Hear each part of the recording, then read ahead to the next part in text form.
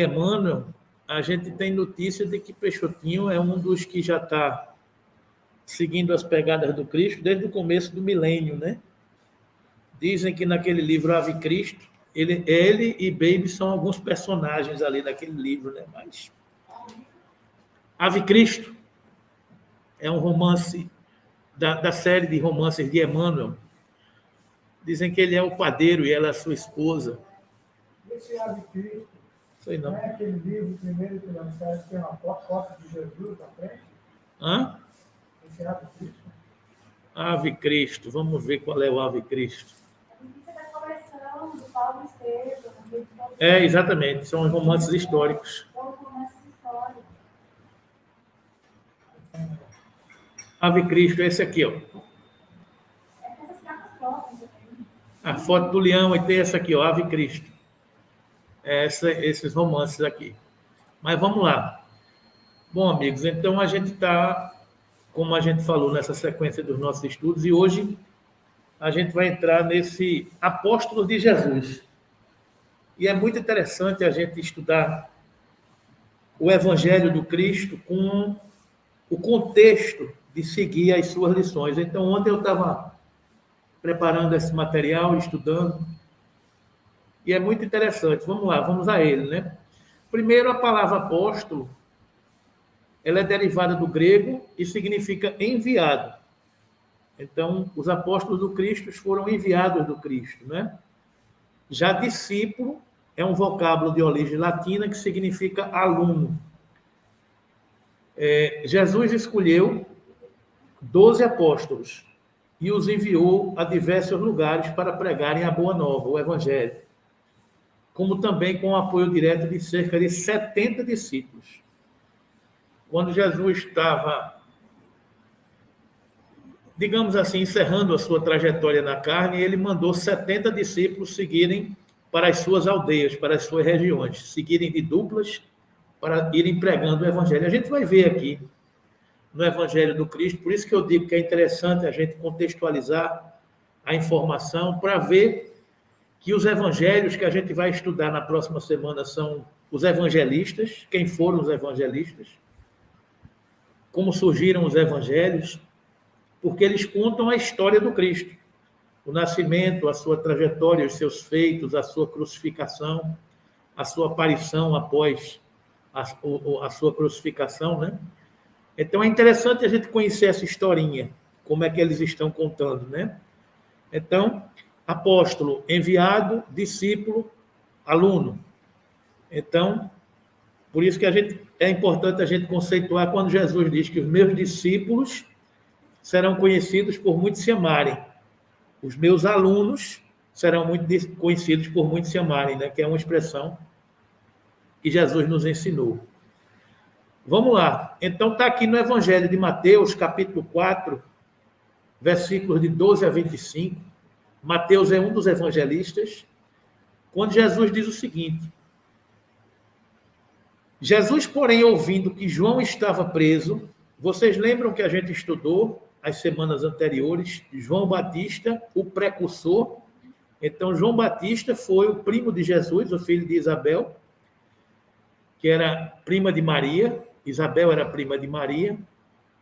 E João Batista veio junto com Jesus, reencarnou junto com Jesus para ir abrindo os caminhos, dando notícia de que estava, após ele, estaria chegando o Messias. Então, quando João Batista foi preso, ele foi preso por Herodes, e a gente viu que ele foi decapitado, a gente viu que ele morreu, desencarnou, decapitado, por um pedido de sua mulher, Herodíase, porque pedia que ele cortasse a cabeça de João Batista, porque ele falava mal da família real, digamos assim. Denunciava os seus pecados, que viviam em pecado, né? Então, Jesus, quando viu dizer que João Batista estava preso, voltou para Galiléia.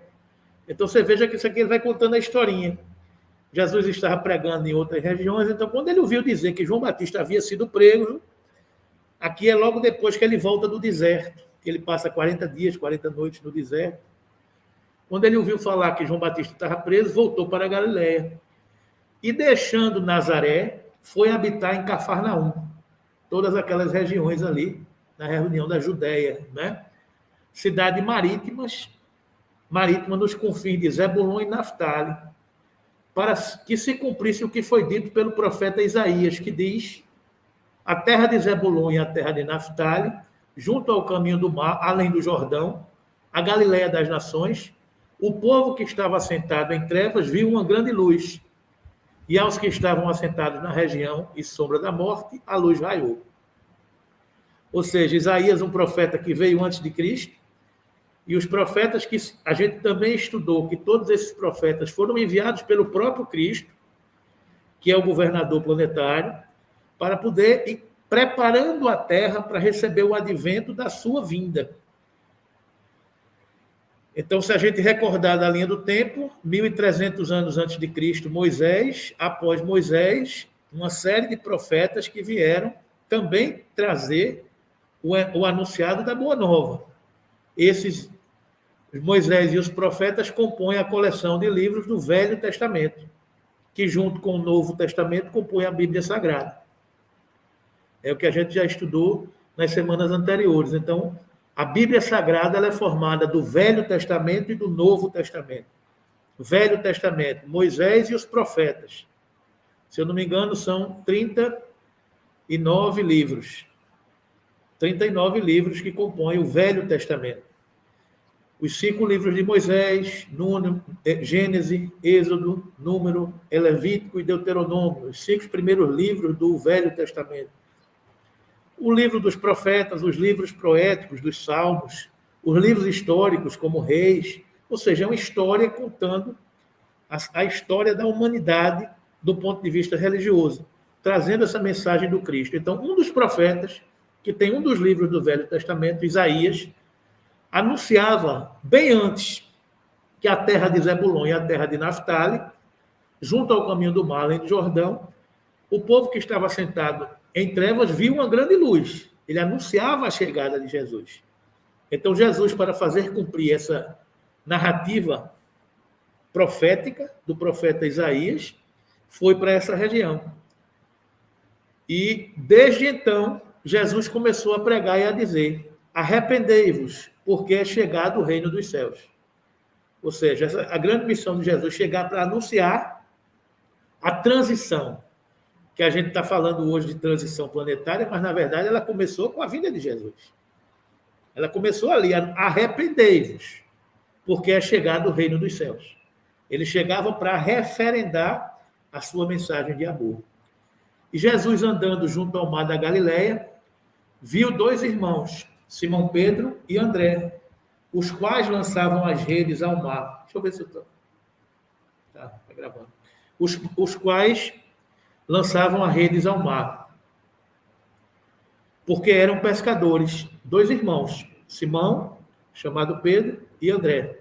E disse-lhes: vinde após mim, e eu vos farei pescadores de homens. Então eles, deixando logo as redes, seguiram, e adiantando-se dali, viu outros 2 irmãos, Tiago, filho de Zebedeu, e João, seu irmão, num barco com Zebedeu, num barco com o pai, consertando as redes, e chamou-os. Eles, deixando imediatamente o barco e seu pai, seguiram.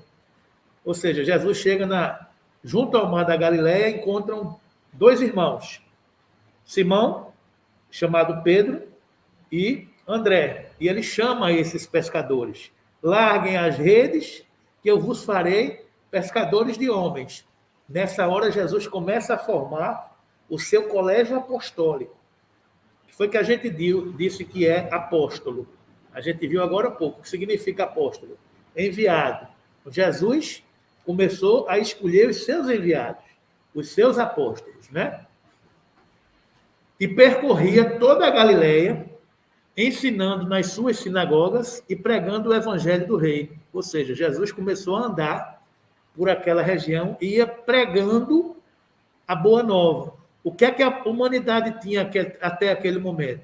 Moisés e os profetas. E Jesus ia pregar uma boa nova. Por isso que os judeus reagiram Porque muitas das informações que Jesus trazia, eles achavam que era contrário. E outra coisa, toda a tradição de Moisés e dos profetas haviam sido nascidos de lares suntuosos, de reis, de gente, de personalidades históricas importantes, ricas, endinheiradas, não é? E Jesus não. Jesus nasceu numa manjedoura. Então, eles não aceitavam como é que o rei dos judeus poderia ser alguém nascido numa manjedoura. E Jesus começando a pregar essas informações, os judeus não aceitavam. Daí a confusão com o Sinédrio, com a igreja daquele tempo, que era a igreja de Moisés, né? E ele pregava nas suas sinagogas o evangelho do reino e curava todas as enfermidades e moléstias entre o povo. E sua fama correu por toda a Síria, e traziam-lhe todos os que padeciam acometido de várias enfermidades e tormentos, os endemoniados, os lunáticos, os paralíticos, e eles os curavam. Ou seja, vocês imaginem uma região pequena, com pouca gente morando, e começa o zum, zum, zum. Olha, tem um cara nascido em Nazaré que está curando gente, está pregando, está fazendo isso, está fazendo aquilo outro. Então, imagina o furdunço, né, Marcão? Como é que se diz no popular, né? Imagina a história que vai correndo ali, né? E seguia uma grande multidão da Galileia, de Decápolis, de Jerusalém, da Judéia e do Além-Jordão. Ou seja, o povo ele ia na frente e o povo ia atrás. Naquele tempo não tinha shopping center para você ir, não tinha nada disso. Então as pessoas iam, eram pobres, eram lavradores, eram plantadores, eram pescadores, eram miseráveis, não é? E as pessoas iam seguindo a luz. O que é que ele tem para nos dizer? Que notícia ele tem para nos revelar, né? Então essa é a luz do Cristo. Ele vai seguindo naquela região, naquele povoado, naqueles vilarejos, falando de porta em porta, de templo em templo, anunciando tudo isso. E aqui e ali aparecia um lunático, um paralítico, um endemoniado, e ele os curava. Então vocês imaginem essa transformação, não é? Está lá em Mateus, capítulo 4, versículos 12 a 25. Já Lucas, no seu próprio evangelho, esclarece que Levi, ou Mateus, ofereceu-lhe, após o convite, então, uma grande festa em sua casa. E com eles estava à mesa numerosa multidão de publicanos e outras pessoas. Dizem que isso aqui foi as bodas de Caná, o casamento de Levi. Não sei, isso não está confirmado no evangelho, mas é uma suposição dos historiadores, né? E já o evangelista Marcos, esses três evangelhos que a gente vai estudar na próxima semana, Mateus, Lucas e Marcos, são chamados evangelhos sinóticos. O que é evangelho sinótico? São evangelhos iguais. Eles contam mais ou menos a mesma história. Alguns deles têm os mesmos versículos, têm as mesmas informações, porque eles beberam da mesma fonte. Então, é comum a gente ver um versículo, por exemplo, em Marcos, que vai estar igualzinho em Mateus, dizendo a mesma coisa, porque eles são sinóticos. Embora eles tenham sido escritos em épocas diferentes, eles contam a mesma história. Eles são inspirados da mesma maneira e provavelmente eles foram copiados dos mesmos originais. Porque a gente vê no livro Paulo e Estevão que Paulo andava com as escrituras, os pergaminhos anotados de Levi. Quem é Levi? Levi é um apóstolo do Cristo, é Mateus, que a gente viu aqui, que é irmão de quem? Está aqui, ó. Mateus, ele é irmão de... Não está dito aqui não, mas ele é irmão de João e de Tiago. Em outro canto a gente vai ver. Então, são três irmãos, Mateus, João e Tiago. Tiago maior, que é o que ajudou ajudou Pedro na igreja de Jerusalém, que tem o Tiago maior e o Tiago menor. Está lá, a gente vai ver o nome dos apóstolos aqui. Então, Mateus, Lucas e Marcos beberam da mesma fonte. Então, o que é que Marcos diz? O evangelista Marcos informa que, terminada a refeição, Jesus fez um debate sobre o jejum.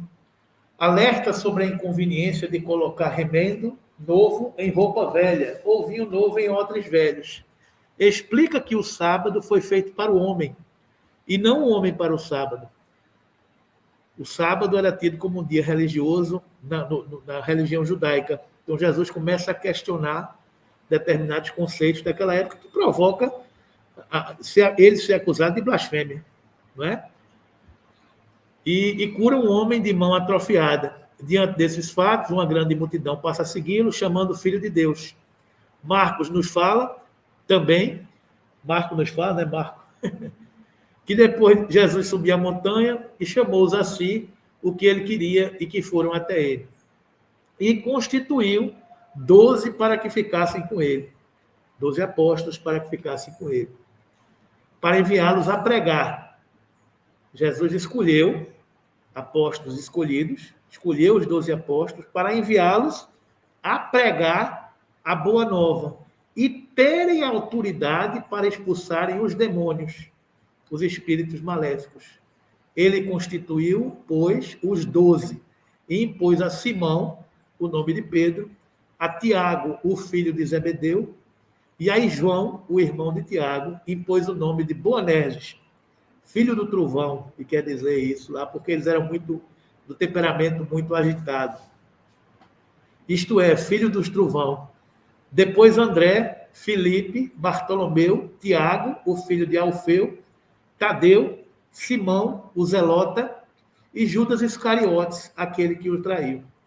Então está aqui o nome dos 12 apóstolos que Jesus nomeou, que Jesus escolheu para ir pregar o evangelho e terem autoridade para expulsar os demônios, né? Aí, isso é maravilhoso. Isso aqui eu tirei do capítulo 10 do evangelho de Mateus. Vocês vejam o tratado de Jesus delegando a missão aos apóstolos. Vocês vejam que no primeiro momento Jesus escolheu os apóstolos. Chamou os 12. Aí depois ele, chamando os seus 12 discípulos, vejam, a gente se transportar para aquela época, naquele momento, e imaginar essa cena. Chamando os 12 discípulos, deu-lhes poderes sobre os espíritos imundos, para os expulsarem e para curarem toda enfermidade e todo mal. Por que Jesus fez isso? Porque ele precisava dar esse poder a esses apóstolos para as pessoas acreditarem no que estavam vendo. Então, eram os olhos de ver. Eles precisavam desse poder para poder chamar a atenção da humanidade, né? Ora, os nomes dos 12 apóstolos são esses, o que a gente acabou de repetir. No Evangelho de Marcos também está a mesma coisa no Evangelho de Mateus. Jesus enviou esses 12 e lhe ordenou. Jesus deu ordem aos 12 discípulos, dizendo... Aí começa o que ele está ensinando aos apóstolos, né? Não ireis pelo caminho das gentes, nem entrareis em cidades de samaritanos, mas ide antes as ovelhas perdidas da casa de Israel. Ele começa a pregar dizendo, ensinando que ele vai buscar aquelas ovelhas perdidas da casa de Israel. E indo pregai, dizendo, é chegado o reino dos céus. Curai os enfermos, limpai os leprosos, ressuscitai os mortos, expulsai os demônios. De graça recebestes, de graça dai. A gente começa a ver nessa conversa de Jesus com os apóstolos várias expressões que a gente ouve soltas do Evangelho, e quando a gente entende contextualizada, a gente começa a compreender que ele está enviando os apóstolos para pregar o Evangelho, para ensinar o Evangelho, para vivenciar e exemplificar o Evangelho. Daí ele está dando esse roteiro. Dai de graça o que de graça recebestes. E nós, trabalhadores da seara espírita, médiuns, também somos discípulos. Não somos apóstolos ainda, mas somos discípulos. Então, dai de graça também o que de graça recebestes. Não possuas ouro nem prata, nem cobre em vossos cintos, nem alforjes para o caminho, nem 2 túnicas, nem sandálias, nem bordão, porque digno é o operário do seu alimento. Ou seja, ele pede para que não se amontoe riquezas, que eles sejam simples. Daí São Francisco de Assis ter escolhido a pobreza para seguir pregando o evangelho puro, porque não possuas ouro nem prata, nem cobre em vossos cintos, nem alforjes para o caminho, nem 2 túnicas, nem sandálias, nem bordão, porque digno é o operário do seu alimento. E em qualquer cidade ou aldeia que entrardes, procurai saber quem nela seja digno e hospedai-vos, até que vos retireis. Foi o que Paulo fez quando foi pregar o evangelho aos gentios. O que eram os gentios? Eram os não iniciados pela igreja judaica. Ele foi pregar o evangelho àqueles que acreditavam em outros deuses, a deuses estrangeiros, aos politeísmos, né? Então, o que é que ele fazia? Quando ele chegava numa cidadezinha, ele buscava quem nela fosse digno e hospedava-se na casa dessa pessoa. E depois, com aquele núcleo diminuto, ele fundava uma igreja. Ele fundava um núcleo cristão naquela cidade. E depois ele ia para outra cidade. Assim foram esses cristãos primitivos, né? E quando entrarem numa casa, saudai-a, e se a casa for digna, desça sobre ela a vossa paz. Mas se não for digna, torne para vós a vossa paz. E se ninguém vos receber, nem escutar as vossas palavras, saindo daquela casa ou cidade, sacudiu o pó dos vossos pés. Ainda hoje a gente fala, a gente prega, a gente tenta dizer alguma coisa e muita gente não escuta, né? Então, o que é que ele diz? Tudo bem, saia, só bata o pé na sua sandália. Em verdade vos digo que no dia do juízo haverá menos rigor para o país de Sodoma e Gomorra do que para aquela cidade. Sodoma e Gomorra são 2 cidades conhecidas do Velho Testamento, que eram cidades de bacanais. Então ele está dizendo aqui que haverá menos rigor para o país de Sodoma e Gomorra do que para aquela cidade, que menosprezou a oportunidade de ouvir a palavra do Cristo. Olha aí outro ensinamento. Eis que vos envio como ovelhas ao meio de lobos. Portanto, sede prudentes como as serpentes e simples como as pombas. Ou seja, ele manda que a gente vá pregar o evangelho, que os seus apóstolos vão pregar o evangelho, mas que eles vão pregar num terreno hostil, de dificuldades, mas eles sejam prudentes como as serpentes e simples como as pombas. Acautelai-vos, porém, dos homens, porque eles vos entregarão aos sinédrios e vos açoitarão nas suas sinagogas, e sereis até conduzidos à presença dos governadores e dos reis, por causa de mim, para lhes servir de testemunho a eles e aos gentios. Ouve isso? Os apóstolos, aconteceram isso com os apóstolos? Sim. A maioria deles, a gente vai ver como morreram. Foram entregues à presença dos governadores e aos reis, por causa de mim, para lhes servir de testemunho a eles e aos gentios. Mas quando vos entregarem, não vos dê cuidado como o que haveis de falar. Olha o que Jesus está dizendo aqui. Mas quando vos entregarem, não vos dê cuidados como ou o que haveis de falar, porque naquela mesma hora vos será ministrado o que haveis de dizer. Porque não sois vós quem falará, mas o Espírito de vosso Pai é quem vos fala em vós. Inspiração, mediunidade. Ele revela aqui que não se preocupem, porque nessa hora vocês serão inspirados para saberem o que falar. Vocês serão assistidos, vocês serão amparados. Olha aí outro contexto que a gente estuda numa parte do Evangelho chamada falsa moral. Olha o contexto aqui. Ó. E o irmão entregará à morte o irmão e o pai, o filho, e os filhos se levantarão contra os pais e os matarão. e odiados de todos sereis por causa do meu nome. Mas aquele que perseverar até o fim será salvo. Ou seja, as pessoas brigarão por causa da sua doutrina. Irmãos com irmãos, pais com filhos, filhos com pais. E se matarão e se odiarão por causa de meu nome. Ainda hoje a gente vê essas coisas, né? Mas é mera coincidência. Quando, pois, vos perseguirem nessa cidade, fugi para outra. Porque em verdade vos digo que não acabareis de percorrer as cidades de Israel sem que venha o Filho do Homem. Não é o discípulo mais do que o mestre, nem é o servo mais do que seu senhor. Basta ao discípulo ser como seu mestre, e ao servo ser como seu senhor. Se chamaram Beelzebul ao pai de família, quanto mais aos seus domésticos. Portanto, não os temais, porque nada há encoberto que não haja de revelar-se, nem oculto que não haja de saber-se. Ou seja, não se preocupe, que a verdade vai vir à tona.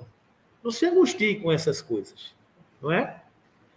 O que vos digo em trevas, dizei-o em luz, e o que escutais ao ouvido, pregais sobre os telhados.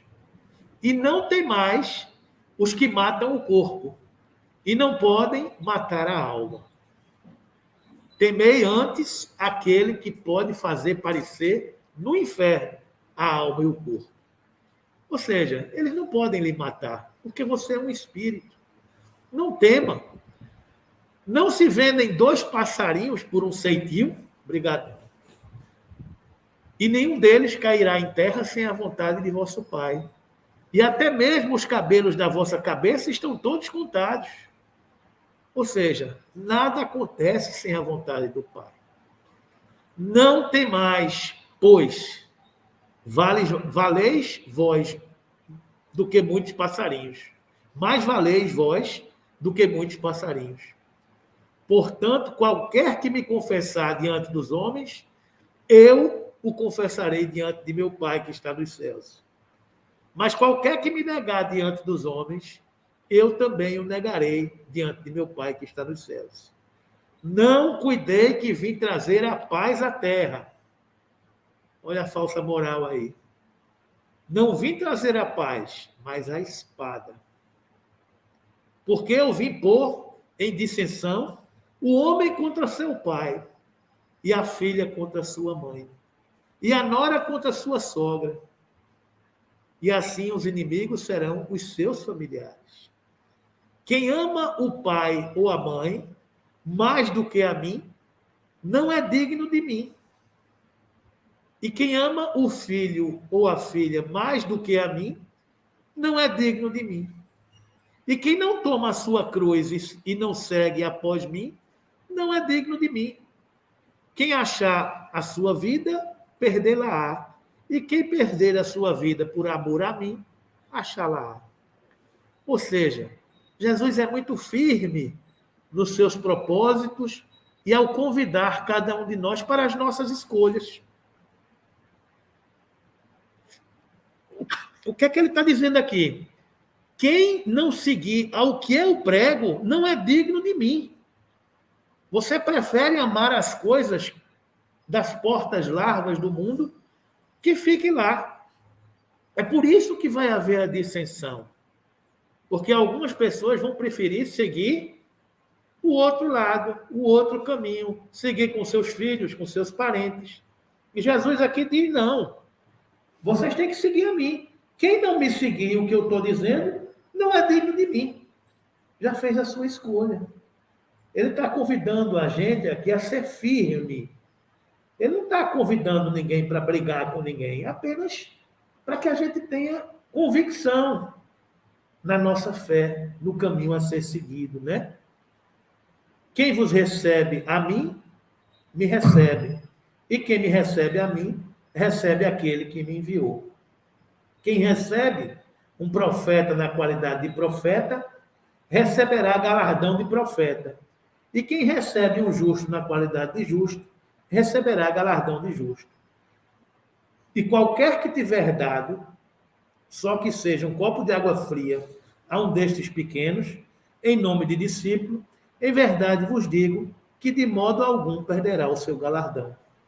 Ou seja, todo o capítulo 10 do Evangelho de Mateus é esta tratativa de Jesus encaminhando os apóstolos a pregarem o seu evangelho, a curarem os enfermos. Aí no capítulo 11, ele inicia com esse primeiro versículo. E aconteceu que, acabando Jesus de dar instruções aos seus 12 discípulos, partiu dali a ensinar e a pregar nas cidades deles. Eles saíram para pregar. Aí eu faço essa reflexão aqui. Quem são eles? Já estamos pregando? Ou seja, depois de Jesus ensinar tudo isso, disse, vão. Não é? E eles foram. E foram pregar nas diversas cidades. A ponto de João Evangelista, o nosso São Francisco Bernardone, no século XII, quando veio reerguer a igreja, e quando ele estava desencarnando já, o nosso São Francisco de Assis, ele também disse aos seus apóstolos, vão pregar o evangelho, igual ao que Jesus disse. Só que ele arrematou dizendo, se preciso for, digam algumas palavras. Vê que coisa linda. Ou seja, vão pregar o evangelho. Como é que ele vai pregar o evangelho? Pelo exemplo, pelo testemunho. Se preciso for, vocês vão dizer alguma coisa. Não é? Então, eu não vou ler essa página aqui, mas vamos entender quem são esses apóstolos. Na Santa Ceia, a gente vê a figura de Leonardo da Vinci, que pintou a Santa Ceia. E estão aqui representados os 12 apóstolos. Segundo dizem, da esquerda para a direita, está aqui o primeiro, Bartolomeu, ou Natanael. O segundo aqui, Tiago Menor. O terceiro, André, irmão de quem? De Pedro, que é esse aqui. O quinto, Judas, esse aqui. O sexto, João, Jesus. O sétimo, Tomé. O oitavo, Tiago Maior, irmão de João. O nono, Filipe, esse aqui. O 10º, Mateus, ou Levi. O 10º, Judas Tadeu, que não é Judas Iscariotes, esse é Judas Tadeu. E o 12º, Simão. Ok? Então, esses aqui são estes apóstolos que estão representados aqui na Santa Ceia. Vamos ver quem é cada um desses, né? Vamos lá. André, o primeiro apóstolo que a gente ouviu quando Jesus chamou, né? Quando chegou na barca, que estava Simão e André, irmãos, né? Irmão de Simão Pedro, e como ele era pescador em Cafarnaum e Galileu de Betsaida. Foi o primeiro a ser afastado do lago de Tiberíades para receber o título de pescador de homens. A gente viu isso aqui na narrativa do Evangelho. Foi também o primeiro a recrutar novos discípulos para o Mestre. Ouvia, observava, seguindo Jesus por toda parte. Aí vocês vejam como é que todos esses apóstolos terminaram a sua jornada na Terra, né? Ele foi crucificado em uma cruz em forma de X. Então, vocês vejam como é que os apóstolos terminam a sua jornada na Terra, né? Bartolomeu, missionário na Índia, na Armênia, Mesopotâmia, Pérsia e Egito.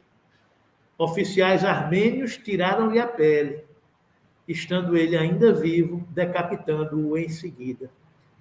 Jesus anunciou isso para ele, né? Que eles seriam perseguidos por causa do seu nome. Bartolomeu desencarnou assim, tiraram-lhe a pele e decapitaram-o em seguida, né? Era Galileu de Caná, exerceu papel fundamental junto a Pedro e demais apóstolos para que Paulo fosse aceito. Quando eu for falar de Paulo aqui, eu vou mencionar um pouquinho essa história de Paulo com os apóstolos, que tinha uma certa dificuldade aí. Porque imaginem, Paulo mandou apedrejar Estevão, né? Perseguir os cristãos. Então, quando Paulo veio tomar assento na igreja cristã, os apóstolos, alguns, né? Olharam desconfiados para Pedro, né? Bartolomeu defendeu Paulo junto aos outros apóstolos, né? Um pequeno evangelho apócrifo é atribuído também a ele. Filipe, Galileu de Betsaida, cidade de André e Pedro, era seguidor de João Batista, fazia parte do Estado-Maior do Colégio Apostolar, junto com Pedro e João. Estado-Maior naquele grupo de 12, tinham 3 que eram mais fechados e que direcionavam muitas das decisões. E esse colégio maior era Pedro, João e Filipe. Conheceu Paulo e conheceu Lucas.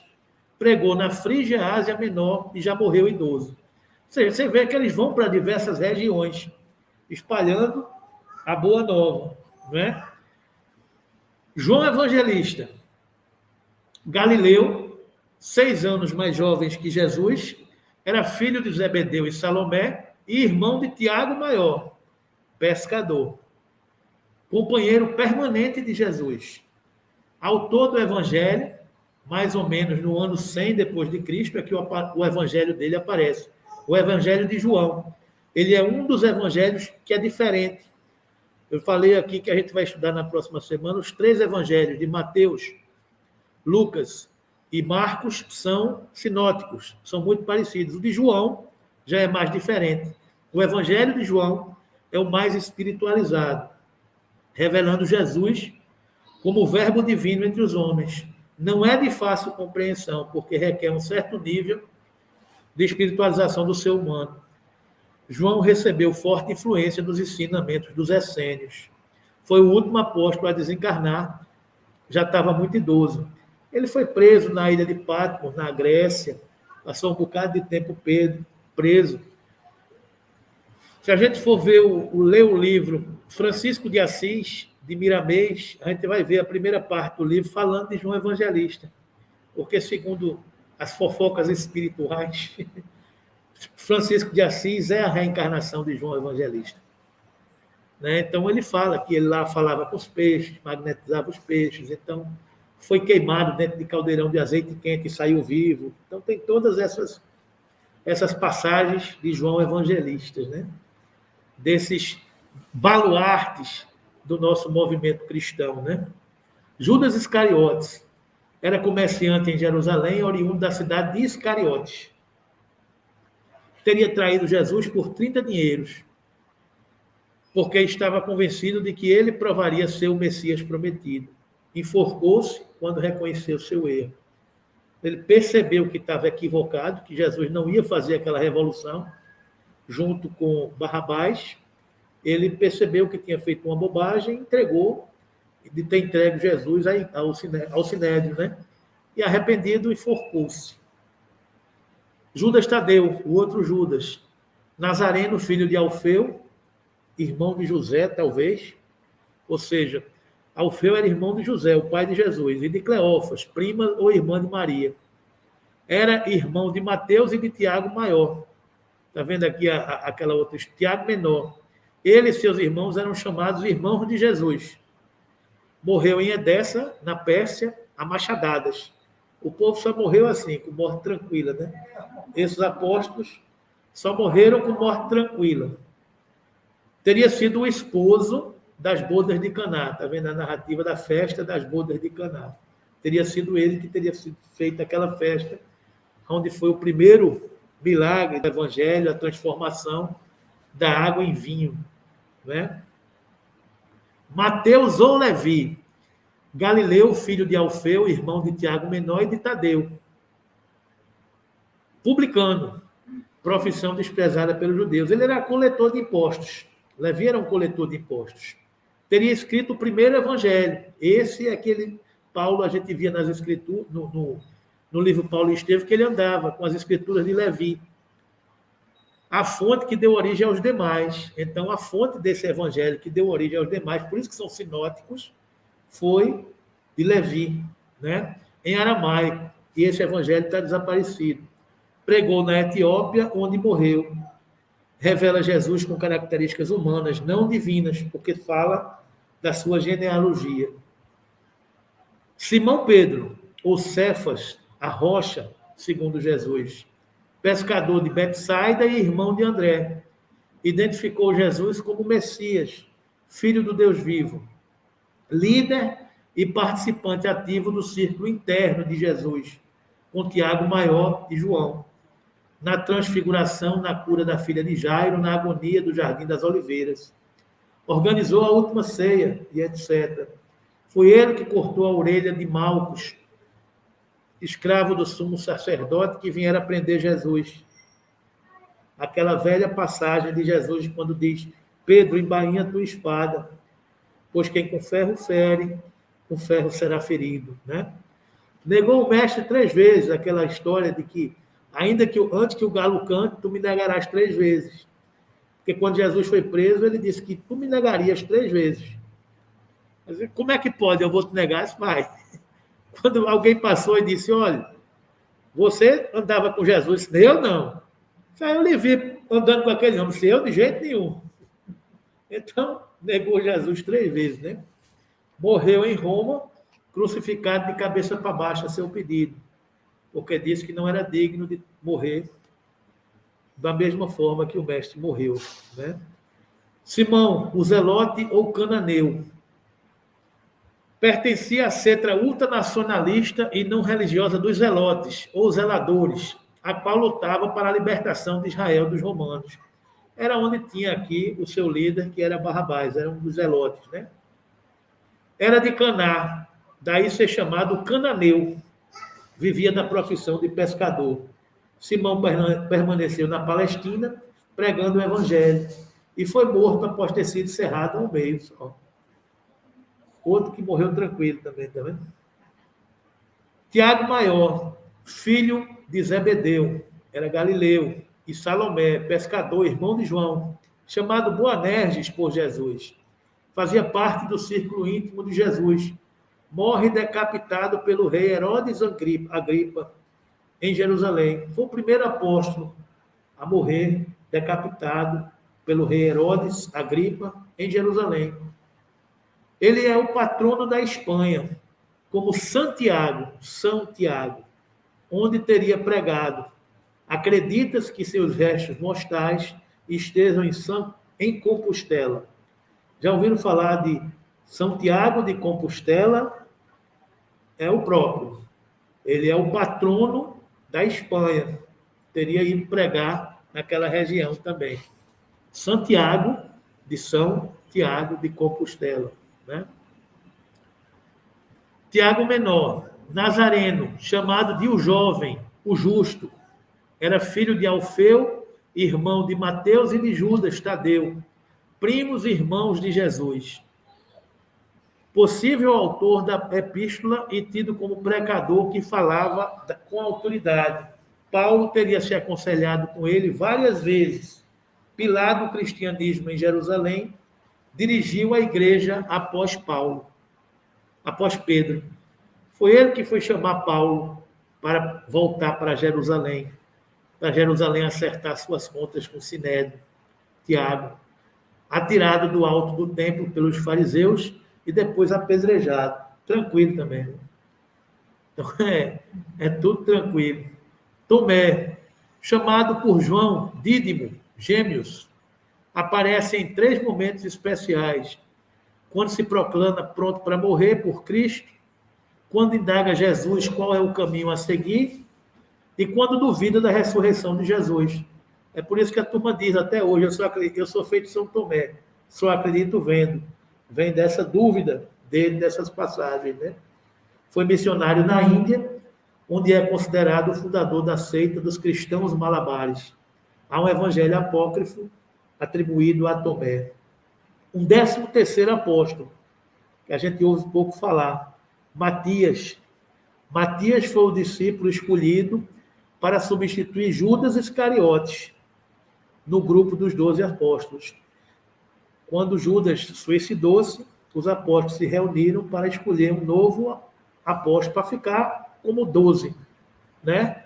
O relato da escolha de Matias pode ser encontrado no 1º capítulo do livro dos Atos dos Apóstolos, onde se diz: é necessário, pois, que dos homens que conviveram conosco todo o tempo em que o Senhor Jesus entrou e saiu dentre nós, começando desde o batismo de João até o dia em que entre nós foi recebido em cima, um deles se faça conosco testemunho da sua ressurreição.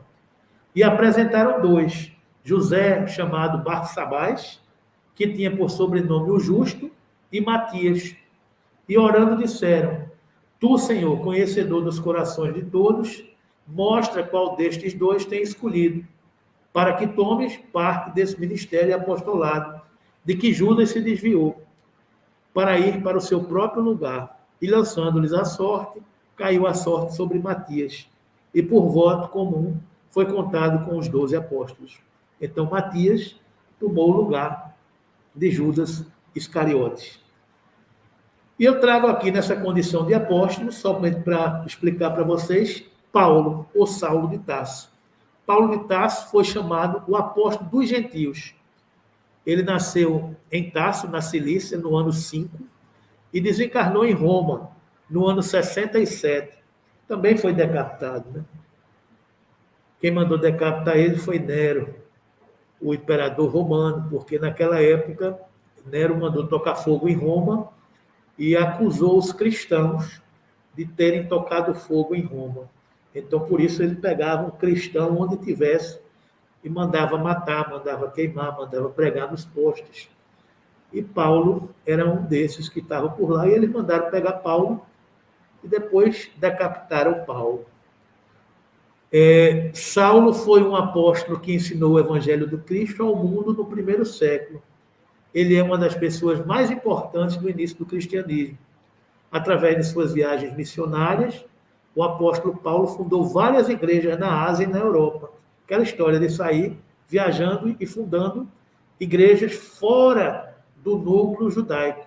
Se Paulo não tivesse feito isso, talvez o cristianismo tivesse sido abafado pelas ideias judaicas, né? Sua vida e obra está registrada no livro dos Atos dos Apóstolos, a partir do capítulo 9 até o 28. Ele escreveu 14 epístolas por orientação do Mestre Jesus, com a inspiração de Estevão e Abigail. Na passagem do livro Paulo e Estevão, ele narra que ele está preocupado porque ele fez 4 viagens e as igrejas começavam a demandar a sua presença. Ah, Paulo, eu preciso que você venha aqui para resolver uma contenda assim, assim, assado, dizer alguma coisa. Então, naquela época, ele viajava de burro, a pé, de canoa, de barco. Era difícil você estar viajando, né? Então, ele ficava angustiado que ele não tinha como atender a todo mundo ao mesmo tempo. Então, ele dizia, não, o que é que eu vou fazer? Aí foi dormir. Quando ele estava começando a dormir, ele estava naquele estado de transe, ele viu um clarão no quarto. E no clarão no quarto, ele viu Jesus. Aí Jesus aparece para ele e diz, não se preocupe, escreva. Você pode mandar todas as suas informações escrevendo a todas essas igrejas. A partir de hoje, eu ordenarei que Estevão e Abigail lhe acompanhem para lhe auxiliar na escritura dessas epístolas, dessas cartas. E ele escreveu 14 cartas a 3 grupos diferentes. Às igrejas, aos hebreus e aos amigos. Ele escreveu para as igrejas de Roma, carta de Paulo aos romanos, a igreja de Corinto, cartas de Paulo aos coríntios, primeira e segunda. Escreveu para a igreja de Gálata, carta de Paulo aos Gálatas. Escreveu para as igrejas de Efésio, carta de Paulo aos Efésios. Escreveu para a igreja de Filipe, carta de Paulo aos Filipenses. Escreveu para as igrejas, para os Colossenses e para os Tessalonicenses, para essa região de Tessalônica. Então, Paulo escreveu para essas igrejas que ele havia fundado e que havia deixado discípulos tomando conta dessas igrejas. Escreveu para os hebreus, que são seus companheiros de Jerusalém, e escreveu para seus amigos, que estavam fundando e tomando conta de outras igrejas. Timóteo, primeira e segunda carta a Timóteo, Tito e Filemão. Então, são essas 14 epístolas de Paulo, que se tornou uma fonte de inspiração presente em todo o caminho, né? Aí vamos em frente. Combati o bom combate, acabei a carreira e guardei a fé. Desde agora a coroa da justiça me está guardada, ao qual o Senhor justo, juiz, me dará naquele dia, e não somente a mim, mas também a todos os que amarem a sua vinda. Ele escrevendo a Timóteo, dizendo tudo isso aí, né? E indo no caminho, aconteceu que, chegando perto de Damasco, subitamente o cercou o resplendor de luz do céu. E, caindo em terra, ouvi uma voz que lhe dizia: Saulo, Saulo, por que me persegues? E ele disse: Quem és, Senhor? E disse o Senhor: Eu sou Jesus, a quem tu persegues. Duro é para ti recalcitrar contra os aguilhões. E ele, tremendo e atônito, disse: Senhor, que queres que eu faça? E disse-lhe o Senhor: Levanta-te e entra na cidade, e lá te será dito o que te convém fazer. Isso está em Atos dos Apóstolos, capítulo 9, versículo 3 a 6.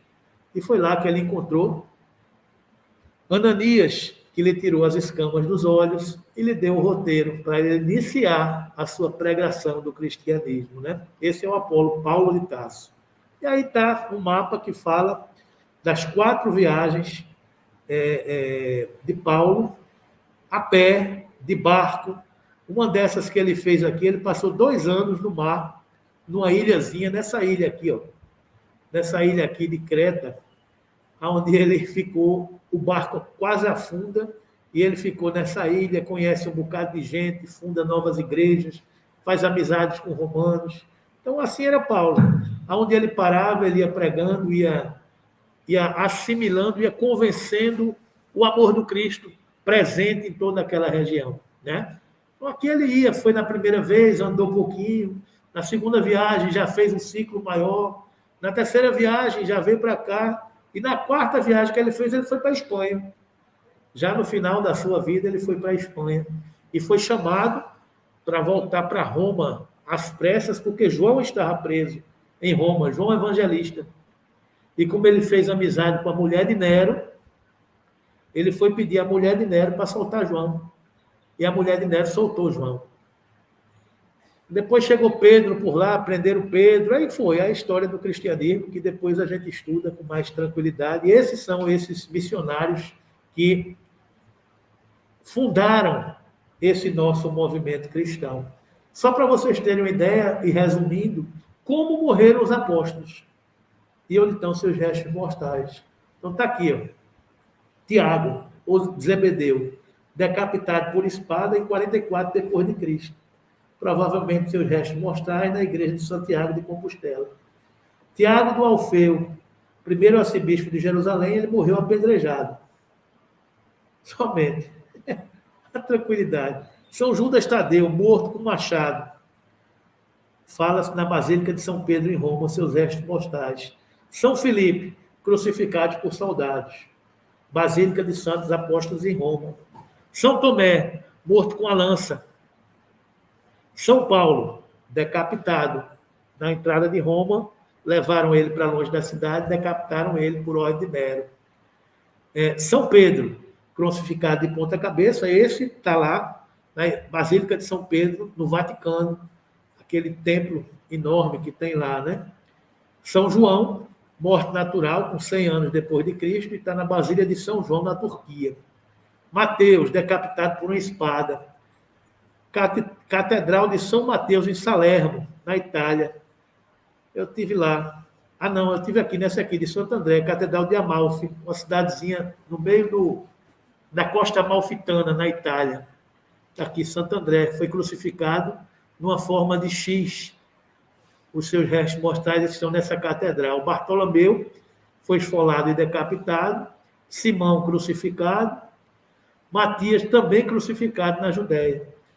Portanto, meus irmãos, está aí a história desses grandes guerreiros da história do nosso Evangelho, que a gente queria trazer para vocês, que a gente queria mostrar para vocês como são almas nobres, que a gente nem imagina a força que uma alma dessa tem, para dar esse testemunho de amor, esse testemunho de renúncia, esse testemunho de abnegação ao escolher a mensagem do Cristo, né? Então, são essas almas que foram escolhidas por Jesus para abrirem os caminhos do cristianismo na humanidade. Então, a nossa gratidão, a nossa homenagem, a nossa felicidade em saber que o Cristo conta com almas tão abnegadas, tão iluminadas, tão prodigiosas, digamos assim, para nos testemunhar com essa força viva que é o cristianismo do Cristo, né?